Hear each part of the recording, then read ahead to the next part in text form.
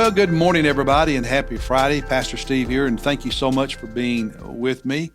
I hope you're already praying about Sunday morning's worship services for God to bless in a powerful way, and also praying for God to give you an opportunity today, tomorrow, to invite someone to come with you, the courage and the boldness to invite them to speak up when the opportunity is there.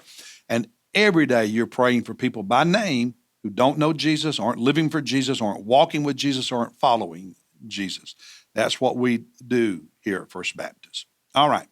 Proverbs 24 this morning, and there are several themes in this chapter that are repeated in other chapters in the book of Proverbs. And some of the ones that I like, for instance, verse 1 of chapter 24, he says, "Do not be envious of evil men, nor desire to be with them." That is a theme that's repeated in the book of Proverbs. You see something similar in verse 19 when he says, "Do not fret because of evildoers or be envious of the wicked." That's just good, solid advice for anyone who wants to be godly. Anybody who wants to follow Jesus and live for Jesus. Don't be jealous of, don't be envious of people who have stuff, but they got it the wrong way. Whether it's material stuff, popularity, position, whatever, acclaim, don't be envious because they got it the wrong way. And that's not who you want to be. Also, I like verse 7, where he says, "Wisdom is too exalted for a fool. He does not open his mouth in the gate." There's a theme in the book of Proverbs that some people have little to no desire to learn.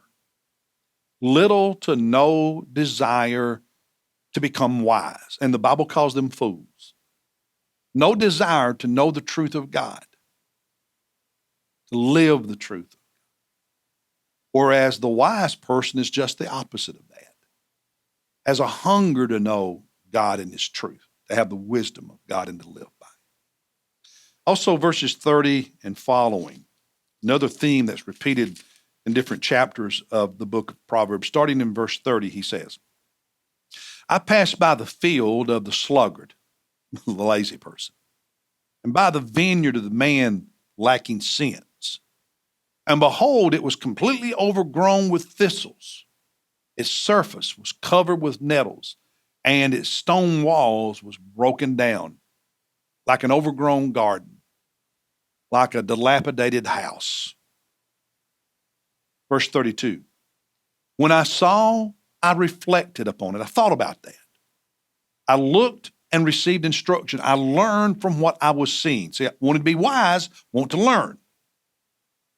A little sleep, a little slumber, a little holding of the hands to the chest to rest, folding of the hands to rest. Verse 34, "Then your poverty will come as a robber, and your want, your lack of, your need for, like an armed man." Proverbs talks a lot about problems laziness creates. Even the New Testament, if you are not willing to work and provide for your family, you're worse than an infidel, the New Testament says. So work hard, want to learn. Those are some things. But there's just a couple more that I like too. Let's just enjoy this. Verse 13, he says, "My son, eat honey, for it is good. Yes, the honey from the comb is sweet to your taste." I love honey. In fact, every morning when I go down, as my coffee is making, the first thing I do after I brush my teeth and my coffee is making, I have some local honey, get it from a member of our church. It's about a half a mile from me, maybe a mile and a half. And I just take a swig of honey every morning. And I swear by it. Helps with allergies and everything else. Plus it tastes good. Just, hey, trying to help you out there. Get some local honey. But also verse 14, notice what he says. "Know that wisdom is thus for your soul. If you find it, then there will be a future and your hope will not be cut off." What he's saying in verse 14, the start of it is, know that wisdom is thus for your soul. Wisdom is like honey, it's sweet, makes life better and healthier. So get wisdom. I'm happy with these things being repeated in the book of Proverbs. You and I need to be reminded of truth. Sometimes, I remember when we first started doing the Bible reading plan in our D group, some people said, well, why are we going to read Mark again? Or why are we going to read, we just read that last year, why are we reading this book again? Because they were so used to us traditionally in our churches with our discipleship models, doing, having study books. Some author would write a book and we would use it in a Sunday night or Wednesday night class, and you'd look up a Bible verse, and you didn't want to repeat a book, so you get another book the next semester, and then another book after that. And that attitude almost unconsciously was there. So when we started the Bible reading plan in D groups, well, we read Proverbs. Why are we reading Proverbs again?